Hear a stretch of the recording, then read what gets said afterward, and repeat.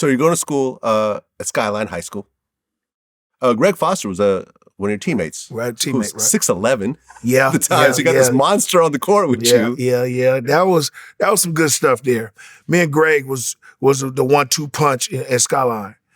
People don't know I didn't play my whole 10th grade year. I was ineligible.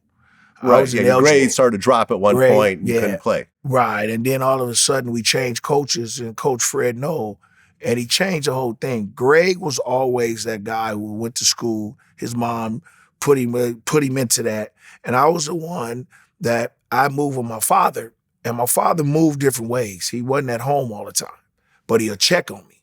You know what I'm saying? But I had a lot of free time to do whatever I wanted to do. So me and Greg became real close friends.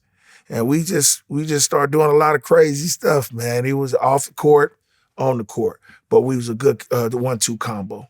I mean, were you considered one of the top high school players by the time you graduated? Or yes, I was. You were in the McDonald's All-American? I didn't make the McDonald's. I didn't make the McDonald's. Why is that? I was in the top 50. During that time, you know what? They wasn't even looking in the Bay Area like that. Ah, okay. You remember we had the guy Terrence Mullins. Remember, went to Oklahoma. You know, Chris Monk, who went to USC. Yeah. They didn't even make the McDonald's All-American. I think the first person that made the McDonald's All-American out of Oakland was Jason Kidd. Which came later. Which came later. So they wasn't really coming our way. You remember, they was back in the East and back in the Midwest where all the players was getting the recognition.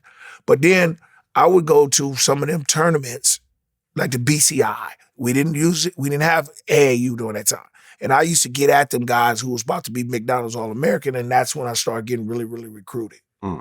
Okay. So you graduate high school, and I guess originally you're supposed to go to St. John's? Yes.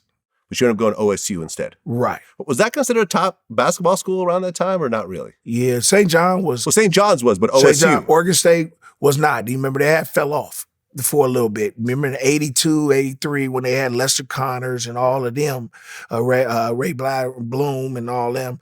They were number one in the country for almost 30 weeks straight. Yeah. So they fell off. And then AC Green had just left. Yeah, he left in 85. 84. Yeah, right before you arrived. Right before I came. Yeah. And it was like, that school wasn't even in my mind.